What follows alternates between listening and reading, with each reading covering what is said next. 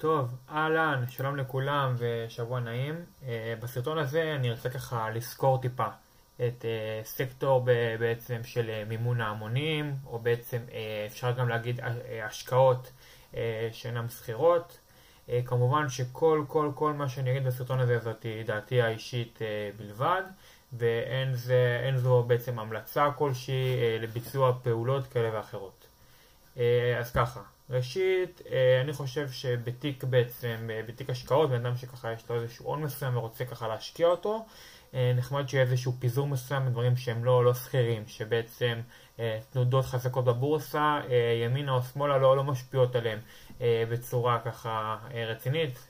זה נחמד ככה באמת לא לראות ימים מאוד אדומים או מאוד ירוקים, ככה איזושהי השקעה שאפשר באמת לשכוח ממנה, כי אתה לא רואה את המחיר של המשתנה כל יום, ובאמת לטווח ארוך פתאום ככה ליהנות ממנה. זה ככה לפחות בעיניי. אז פה אני ככה נמצא באתר בעצם של PeopleBiz, שהיא פלוס מינוס הפלטפורמה, לא יודע אם הכי מובילה, אבל ללא ספק עם הפרסום הכי מסיבי שאנחנו רואים היום.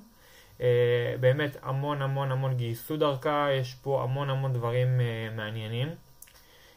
שבאמת זה נראה מאוד ורוד, אבל וואלה, יוצא לאנשים לשים בפלטפורמה הזאת או פלטפורמה דומה שגם אני אראה אותה סכומי כסף גדולים, כי הם בטוחים שאין סיכוי באמת שהדברים האלה ייפלו. אז אני הולך להראות לכם ככה מקרה אישי שלי, שאני גם שמתי כסף פה בפלטפורמה, במה שאמרו לי ממש מבטיח וזה, קראתי שם את כל מה שכתבו, גם בעצם מטעם החברה, גם PeopleBiz, גם סרטונים, גם חלוקת רווחים שהם אמרו שתהיה, כל דברים שבאמת ככה גרמו לזה להישמע נחמד. שמתי את הסכום המינימלי, כי באמת הייתי מאוד סקפטי סביב ההשקעה הזאת, כי בסופו של דבר בדברים האלה אתה מחפש דברים שיתנו לך צמיחה מסיבית, ולרוב זה מגיע מתחום הטכנולוגיה או פארמה או ביו-פארמה או כל הדברים האלה. פה נגיד בקפה נמרוד שהשקעתי פה, באמת אפשר לראות משקיעים יקרים, כדוח בעקבות בקצת הקורונה העולמית, רשת קפה נמרוד לסניפי קוראים משבר חמור וננננננננננ. קיצר, שורה תחתונה, הלך כל הכסף של ההשקעה. ניסיתי גם לפנות ל-PeopleBiz שיתנו לי כזה איזושהי אסמכתה שהכסף ירד לטמיון, שאני יכול לקזז את זה למול רווחי הון אחרים. אמרו שעדיין נהנה וזה תקוע ככה בין לבין. קיצר, בגדול זה אחלה דבר, כי באופן כללי, כי הנה למשל נורוסנס, לא יודע מי שככה ראה בעיתונות וכאלה, מתכננים להנפיק עכשיו בנסדק לפי שווי של פי 6 בערך מהשווי שגויס לפי PeopleBiz, ואז כנראה הם יקזזו אחד את השני, הרווחים מפה וההפסדים משם, ועוד יישאר איזשהו שולי רווח יפים. אבל באמת אמרנו שיש לנו פה סיכונים, ושהרבה מאוד מההשקעות פה, למרות שהן נראות מאוד ורודות והכל, יכולות לרדת לטמיון. בנוסף, כל מיני, הנה כמו רובין שהשקעתי לפני הרבה מאוד זמן, לא מקבל כמעט הודעות שוטפות, לא רואים איזושהי התקדמות, זה תקוע איפשהו שמיים וארץ, וככה לא מאפשר ודאות גבוהה.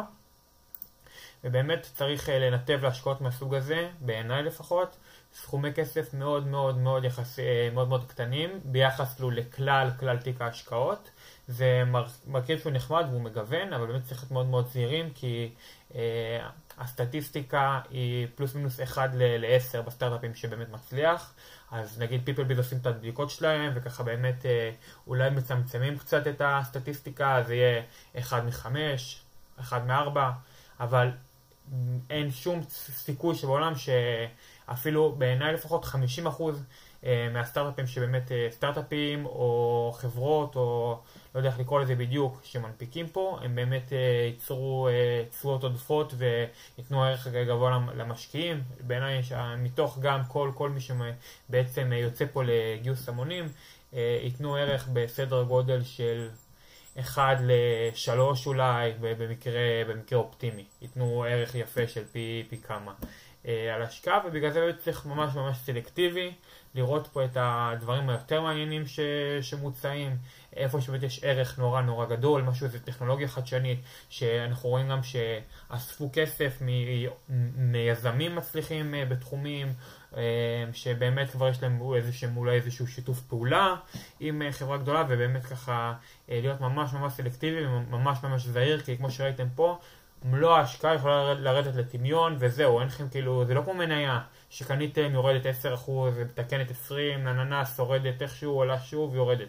פה כאילו יש סיכוי סביר שההשקעה שלכם תימחק לגמרי, אז ממש ממש מציע לקחת את זה בחשבון ולא לחשוב שזה איזשהו כלוב מזהב ששם כסף והוא רק צומח ואקזיטים, ושומעים בעיקר על כל החדי קרן שיוצרים תשואות מדהימות למשקיעים, אבל בדרך על כל הדברים המדהימים האלה יש גם הרבה מאוד השקעות שירדו לטמיון, צריך לקחת את זה בחשבון. עוד בעצם חברה ככה מעניינת שמתעסקת בזה, זה פנדיט, שאנחנו רואים באמת מבחינת התמיכה שלה, אנחנו רואים פה גם את פועלים, גם את IBI, יש להם שיתוף פעולה עם הבורסה לניירות ערך, הם גם עושים את הדברים בעצם אותו דבר כמו של PeopleBiz, אבל בשונה מ-PeopleBiz גם יש להם בעצם כל מיני פרויקטים בתחום הנדל"ן והשקעות בדיור בחול וכאלה. אנחנו רואים פה גם את ההיקפי גיוס שלהם בחלק מהדברים שהם היקפי גיוס יחסית נורא גדולים, יותר מ-PeopleBiz בהרבה מאוד מקרים, למשל כאן אנחנו רואים פה בקנאבוטק למשל, וכל מיני פרויקטים של נדל"ן. אני באופן אישי גם השקעתי פה באיזשהו פרויקט של שילוב של סוג של איגרת חוב עם מניות באיזשהו פרויקט נדל"ן, משהו שככה באמת נורא קרץ לי באותו זמן, בשביל ככה להסיט את התיק שלי קצת מהבורסה, לתת איזשהו גיוון מעניין. אנחנו רואים פה בעצם גם את המערכת החדשנית שלהם, את טייסאפ, שיש להם באמת פנדית שיתוף פעולה עם הבורסה לניירות ערך, והם באמת הקימו פה את המערכת הזאת, שהיא בעיקרון סוג של, אפשר להגיד, זירת מסחר בעצם, בין סטארט-אפים שהם לא ציבוריים, או כל מיני חברות טכנולוגיה או לא טכנולוגיה שהן לא ציבוריות, לבין משקיעים קשירים, גופים מוסדיים וכאלה.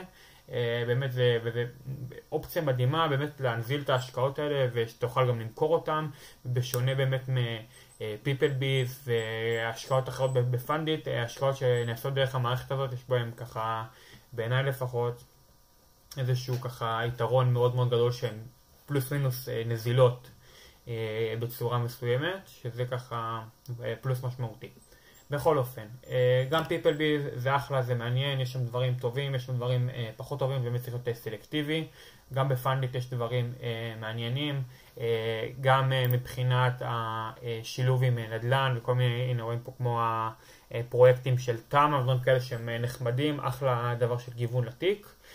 וגם כל מיני פרויקטים פה הם גייסו משהו בשיתוף עם פנינה רוזנבלום, מוצרי קנאביס שלה או משהו כזה שהם עשו את השיתוף פעולה. אני נמצא את זה עם פנינה. טוב, לא רואה את זה פה כרגע, מי שיחפש מתוך שימצא בעצם גם את השיתוף פעולה עם פנינה רוזנבלום, ובאמת להיות סלקטיבי גם פה וגם שם, גם ב-PeopleBiz וגם בפנדיט. אפשר למצוא אחלה של דברים, אבל באמת צריך להיות נורא נורא שמרן, כי הנה אני באמת ההשקעה שלי ירדה כולה לטמיון פה, לעומת זאת השקעה אחרת, אולי כנראה, כן, זה עוד לא משהו שהוא סופי, אבל ככה לפי העיתונות ולפי ככה מה ש-PeopleBiz גם מספרים בפרסומות האישיות שלהם, הם הולכים לכיוון הזה של הנפקה לפי שווי של פי 6, ועוד ועוד בעצם מיזמים אחרים גם מתקדמים בצורה טובה. לצד זה יש מיזמים שתקועים גם אחרי 2.5 כבר מאז ההשקעה, שום דבר לא התקדם, השווי נשאר פלוס מינוס אותו דבר, היו בדרך כל מיני קשיים שאמרו שיש סכנה באמת לקיום החברה, לא רק בקפה נמרוד, במיזמים אחרים שאני שותף בהם, מי שיתעניין שישאל בתגובות בכיף, אני אספר וירחיב והכל. וזהו, זה בגדול, באמת להיות אחראים לכסף שלכם, לכסף שלנו, יש פה פוטנציאל אבל להיות מאוד מאוד זהיר. פנדיט יש לה את היתרונות מסוימים מבחינת הגב שלה, ראינו באמת את כל השותפים שם, ובאמת את ההיקפים שלה שהם יותר גדולים. אז נגיד אם יש פה גם משהו מעניין, לא לספק איתי גם בודק פה, גם בודק בפיפלביז, לא הייתי ישר הולך על פיפלביז לפני שאני בודק את האופציות גם בפנדיט, כאשר אני מחפש לגוון את התיק שלי בהשקעות לא סחירות. הייתי באמת עושה את השיעור הבית עמוקים, ובאמת לסכן סכומים קטנים שלא יחוו לכם בשום צורה שהיא, וזהו, תודה לכולם.